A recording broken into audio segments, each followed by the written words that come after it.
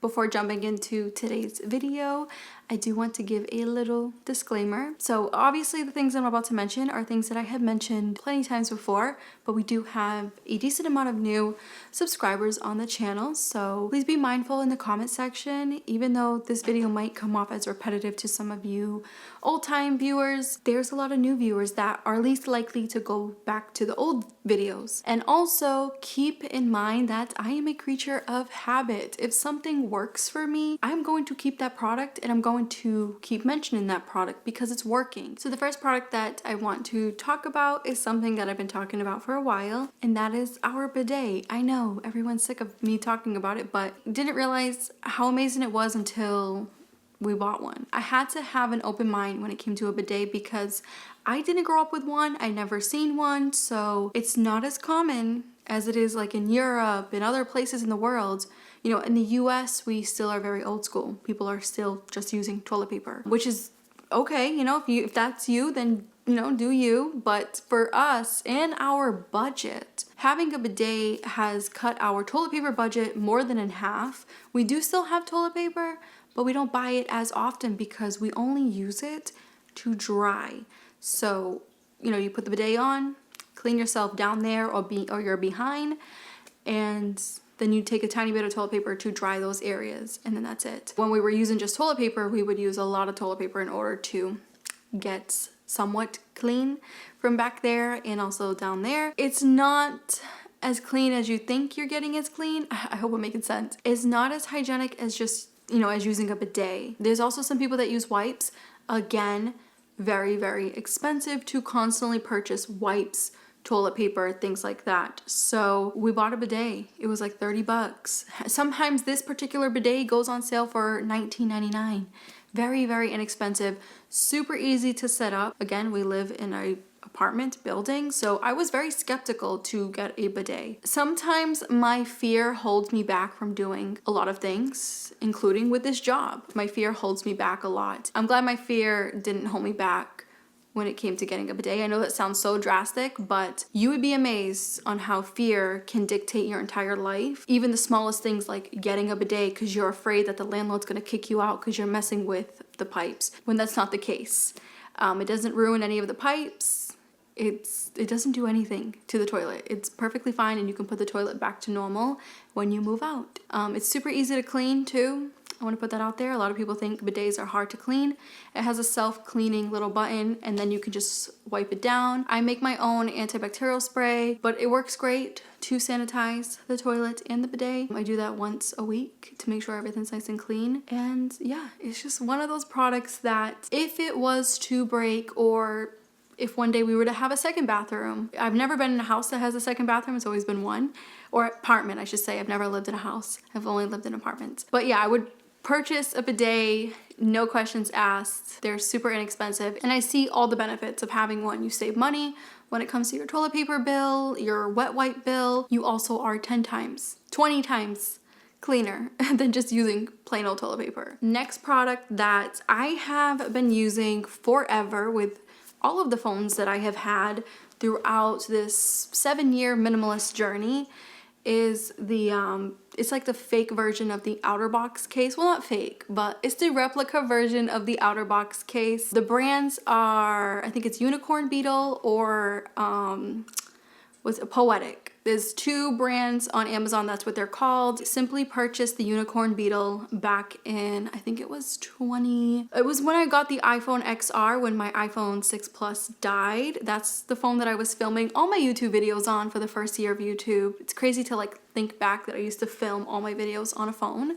not a DSLR, but we all start somewhere. I remember that phone giving me so many problems because of me using cheap cases, and I dropped it so many times. So I did thorough research, and I ended up finding the Unicorn Beetle, and I never went back. Once when I upgraded my phone to the phone that I have right now, I do keep my phones for a long time. So I'm not the type of person to purchase like new tech or anything like that. If it's broken, then I will fix it. But if it's not broken, I'm going to keep it. So I have the same phone case. I'm not sure what iPhone I have. I really don't care what model it is as long as it works. We did do a little DIY magnet on the back, which is also very inexpensive, with some little Velcro command strips. You don't have to do that, but it's best for me when I'm like driving and I need GPS. I can just like, you know, magnet to my car vents and use it while driving. It's great. The phone case in general is something that I would purchase in a heartbeat or repurchase. Say I had the opportunity to get a newer phone, you best believe I am purchasing one of these cases, whether it's from Unicorn Beetle, Poetic. I'm gonna be sticking with the same cases. They're not the cutest case. The colors are not cute. It's very bulky, but it does the job. You don't have to buy a screen protector. It comes in with a built-in screen protector. I remember always having to purchase like the sticker screen protectors. The amount of bubbles I would get on my screen, and when I used to drop my phone, it would like crack and then I would have to replace it again. So anyways, when you know better, you do better. So that is one of the like tech gadgets that I would purchase in a heartbeat, because I know the quality is amazing and I know it lasts a very, very long time. The next product is something that I haven't mentioned in a long time. So for those of you that hate repeated content, you're gonna love this one because I haven't talked about this in years. I kind of want to mention it because it does help out a lot, especially for those of you that don't want to spend a lot of money. The comforters I own are still from my first apartment. The white comforter, the beige one, I think I purchased in like 2019 and I was still in my first apartment. It's 2024 and we still have those same comforters. I am the type of person that likes simple and not like a lot of accessories when it comes to comforters. I see a lot of people doing the duvets and the comforter sets.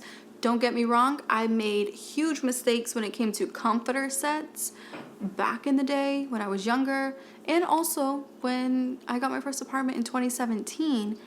I got a couple comforter sets. You guys can go back to my old videos and see the comforter sets I had. I was going through them like crazy. I could not figure out what I wanted or what I liked. So once when I finally figured what I liked and what I wanted, that's when I found the basic comforters at Target. I think that's what they're called, basic comforters. We have the queen size in both. My partner has the white one and I have the beige one. We sleep with 2 separate blankets because I like to hog blankets. I am the type of person that, you know, will go to sleep, we'll have the blanket, like we're sharing the blanket, and then all of a sudden it's 3 in the morning and Kira has the entire blanket to herself while my partner is over there shivering in the corner. I personally do not know why I'm a blanket hogger. Maybe it goes back to when I was a kid and a teenager. I actually shared a bed with my sister. Again, we didn't grow up with a lot of money and it was tough, so we all shared a bed. I remember hogging the blankets even back then. So maybe a little bit of younger Kira is still inside older Kira and just likes her own blanket. So that is the long story on why we have 2 blankets.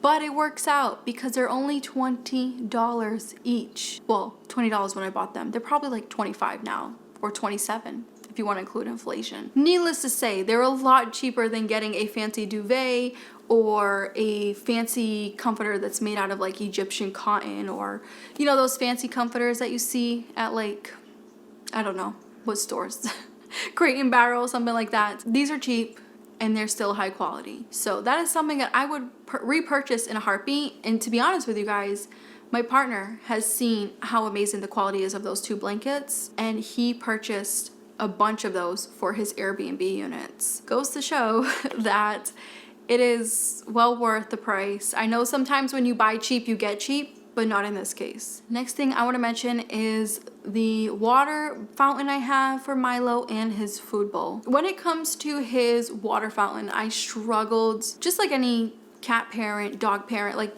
when you're first learning on how to take care of these little fur babies. You know, I grew up with having cats and I grew up with the cats drinking out of mugs. Like I said, we didn't have much, but my mom loved cats and she made it work. So we never really had like particular food bowls or water bowls. So that was like the norm, was just like a regular dish, until I realized how unsanitary it was. And then I soon looked into like stainless steel and something that could be put in the dishwasher and washed thoroughly. So the water fountain that I have works phenomenal. I think I paid like $30 for it. It does come with filters and all those other fancy gadgets. I don't repurchase the filters. I don't use the filters because I already give my cat filtered water. We have a little filter on the sink that filters the water, so there's no need for me to purchase additional things.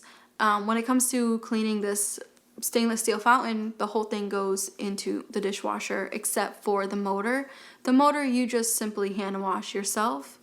Very, very simple. It doesn't get as slimy either. Well, it's slimy. When you put it in the dishwasher, it is slimy. You know, cats have that like slimy food bowls and water bowls. The stainless steel works phenomenal at, you know, when it goes in the dishwasher and comes out, or even if you hand wash it yourself, because I've tested it with just hand washing it, the sliminess goes away a lot faster than having a plastic water fountain, which I had. In the beginning of him being a kitten, I had a plastic water fountain and it was doing great until I realized how hard it was to get the slime off of, well, the saliva, I should be saying, the saliva off of the plastic. And most plastic items hoard a lot of germs, even if you clean them. I switched over to stainless steel water fountain for Milo and it has been phenomenal. It has been a breeze to clean. He loves it more, to be honest with you guys. I see him drinking a lot more water with this water fountain than the old one we had. So it also keeps the water cold for a decent amount of time. Since it is stainless steel, I will add some fresh water in it once when it's clean, a decent amount of ice cubes. And with it being stainless steel, just like a stainless steel bottle, your water and the ice stays colder longer. I just think it's great material and that's something I would repurchase. Same thing goes for the food bowl. The food bowl we have looks very modern. It is raised. So I did a lot of research with having Milo, and Milo's had a lot of health issues. For those of you that have been around my channel for a while, you know that I have been through the animal ER. I am a regular there, unfortunately. With Milo, he had a lot of stomach issues in the beginning when I got him as a kitten, or when I rescued him, I should say. The food bowl situation, you know, he was throwing up a lot, and I was trying to find ways to help him not throw up. When a cat's bowl is raised compared to a cat's bowl when it's like sitting normal height, you have to think of how they eat. They eat like this. They don't eat like how we eat. So for Milo, he was throwing up a decent amount and I wanted to level his bowl. So I purchased one bowl that was leveled.